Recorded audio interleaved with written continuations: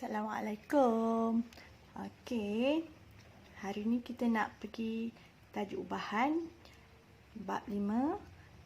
Cikgu nak tunjuk supaya kamu nampak jelaslah sikit. Secara ringkas cikgu nak tunjuk. Sebab tajuk ni hanya keluar dalam kertas satu. Jadi tengok di sini dalam bab ubahan ni kita ada 3 jenis ubahan. Okey, simbol ubahan tanda macam ni lah, macam cacing situ gitu kan. Macam berudu. Okey, kalau yang Cikgu Hasan tu dia kata bentuk berudu. Okey, ini simbol ubahan atau perkadaran. Okey, jadi dia ada 3 jenis lah. Yang pertama berkadar langsung. Okey, selepas tu berkadar berubah secara songsang. Ubahan tercantum. Jadi 1, 2, 3. Okey. Tercantum ni maksudnya dia ada langsung dan ada songsang. Jadi dia gabung antara dua ni dipanggil bercantum. Jadi kita tengok ayat dia sebenarnya X berubah secara langsung. Ada perkataan langsung. Jadi kita tulis simbol dia. Okey. Bila kita tulis simbol dia, X berkadaran langsung. Ni simbol berkadaran langsung dengan Y. Apabila kita dah tulis dalam bentuk simbol, okey, kita akan tukar dalam bentuk persamaan. Bila kita tulis persamaan, simbol kadar ni tukar jadi persamaan, kita kena letak pemala. Pemala tu ialah K lah. Kat sini ialah ni pemala ya. K itu pemala. Okey. Nilai pemala ni semuanya sama. Dia mesti sama. Walaupun XY berubah, pemala mesti sama. Okey.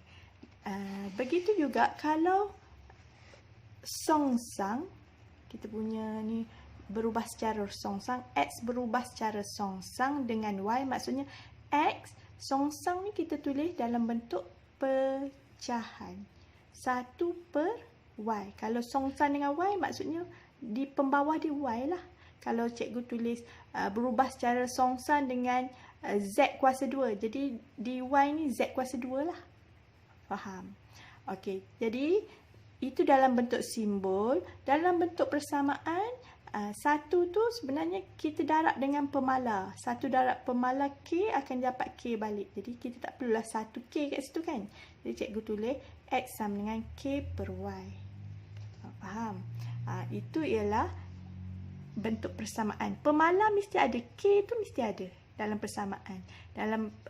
Dalam simbol tak ada K. Okey. Kalau tercantum, ayat dia selalunya beginilah. Ayat asas dia. X berubah secara langsung dengan Y. Jadi Y tu duduk di atas dan secara songsang dengan Z. Z itu duduk di bawah. Jadi X berkadaran terus atau langsung dengan Y, berkadaran songsang dengan Z. Dan bila kita tulis persamaan, X sama dengan pemala dia K Y per Z. Itulah asas pembelajaran kita lah untuk menulis penyataan kepada bentuk simbol dan persamaan.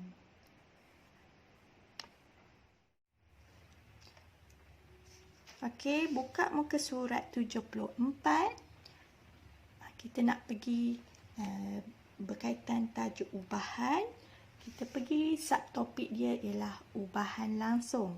Sebelum ni cikgu dah beritahu ubahan ada 3 jenis. Ini yang pertama ubahan langsung, yang kedua songsang, yang ketiga tercantum atau bergabung antara dua ni lah.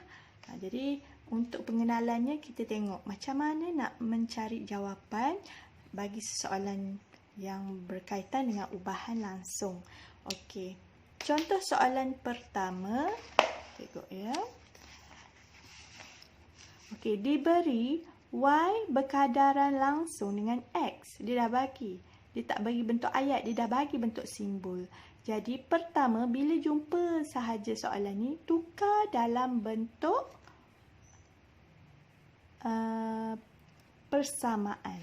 Jadi sekarang kita nak jawab soalan A. Tukar dulu dalam bentuk persamaan. Y sama dengan tambah K. KX. Yang atas tadi, Y berkadaran terus dengan X. Jadi cikgu tukar dalam bentuk apa ni? Dalam bentuk persamaan.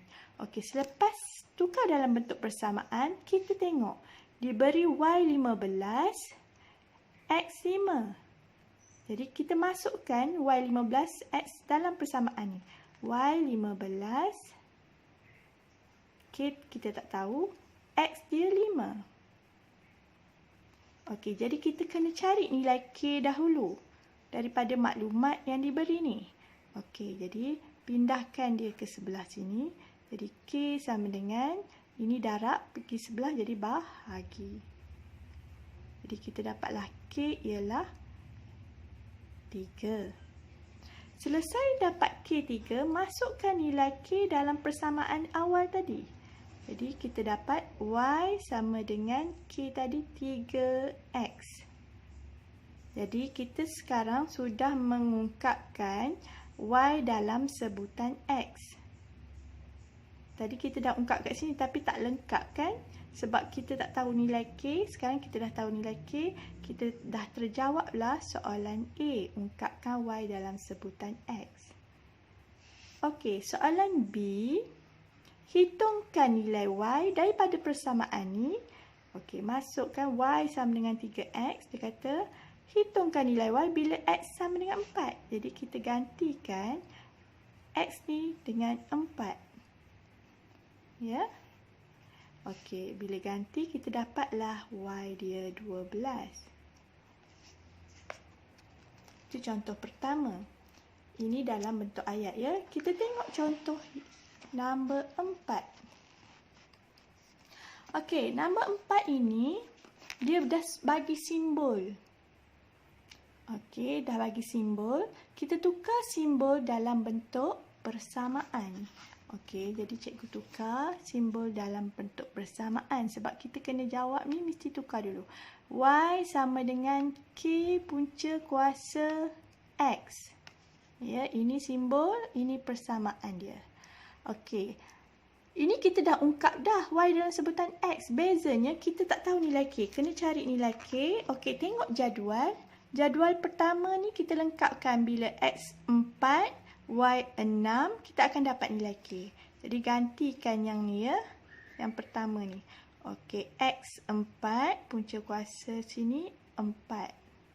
K, Y dia 6. Okey, punca kuasa 4 ini ialah 2. Tekanlah kalkulator kalau tak dapat. 2 ini pindah sebelah. Akan jadi bahagi. Jadi K sama dengan 6/2 dapat 3. Okey, bila kamu dapat K3, okey, kamu dapat K3, masukkan dalam persamaan asal tadi. Yang ini. Masukkan nilai K ni. Okey, jadi kita Y sama dengan Y sama dengan K dia ialah 3 punca kuasa X. Jadi terjawablah soalan A. Soalan B, nak cari nilai M ni. Soalan B, bila Y12, apa nilai M? Jadi masukkan dalam persamaan ni, Y kita 12. Ganti Y 12. 3. X kita sudah jadi M. Okey. Sekarang, ini hubungan ni darab. Pergi sebelah jadi bahagi. 12 bahagi 3. Dapat punca kuasa M. Punca kuasa pergi sebelah akan jadi kuasa. Kalau tolak jadi tambah. Darab jadi bahagi. Punca kuasa pergi sebelah dia akan jadi kuasa. 12 darab bahagi 3 ni dapat 4. Ini pergi sebelah 4 kuasa 2 dapat M. Jadi kita akan dapatlah nilai M. M sama dengan 4 kuasa 2, 16. Cikgu harap kamu bolehlah menjawab soalan nombor 3 dan 2.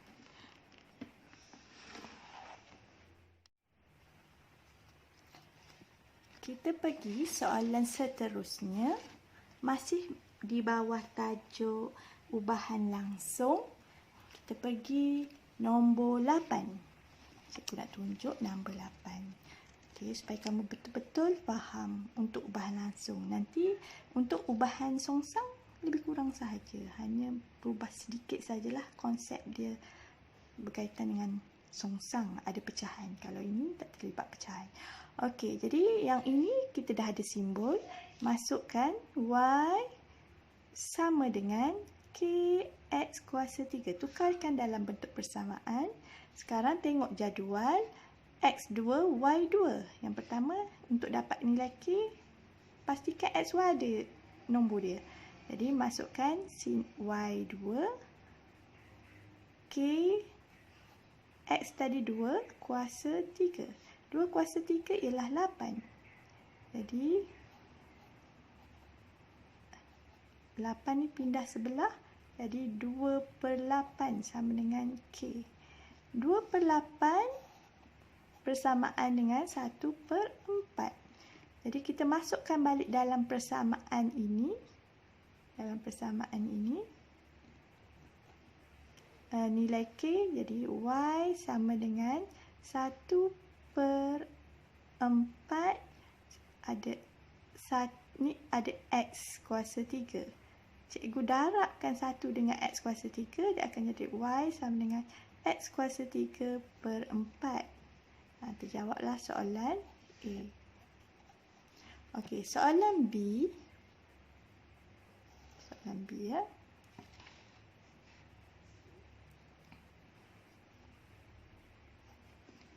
Soalan B. Sekarang daripada persamaan ni, okey, Y gantikan Y sama dengan 16. 16 X kita sama dengan M. M kuasa 3 dan bawah dia ada 4. Jadi yang ni darab atas. 16 darab 4 dapat 64. Sama dengan M kuasa 3. Kuasa 3 ni pergi sebelah. Dia akan jadi punca kuasa 3 bagi 64. Jadi kita akan dapatlah M ialah 4. Okey, cikgu beri contoh lagi satu. Nombor 10. Okey, yang ini dia beri bentuk ayat. X berubah secara langsung. X berubah secara langsung dengan punca kuasa 3. Y. Y punca kuasa 3. Okey, dan dikata kita tulis dulu yang ini. Soalan A ya. Ini tulis X sama dengan K punca kuasa 3. Y. Jadi gantikan maklumat. X1 bila Y 176. Jadi ni X1 nilai K punca kuasa 1728.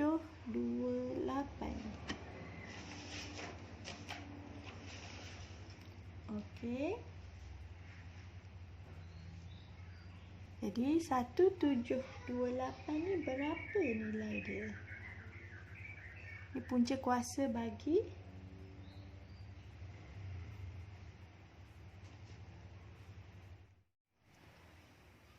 punca kuasa 1728. Punca kuasa 3 ini ialah jawapan dia K. Yang ni kalau kamu guna kalkulator ini dapat 12. Ini dapat 1. Ini pindah sebelah. K ialah 1/12.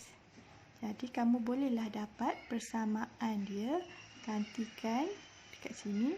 Nilai K dia X sama dengan 1/12 punca kuasa 3 bagi Y. Jadi cikgu pun satu ni darab ni akan dapat tu balik kan. Cikgu tulis elok balik. Yang elok punca kuasa 3 per 12. Okey, bila dah dapat ni, jawablah untuk soalan A. Okey, soalan B, kita masukkan nilai Y dengan negatif 27.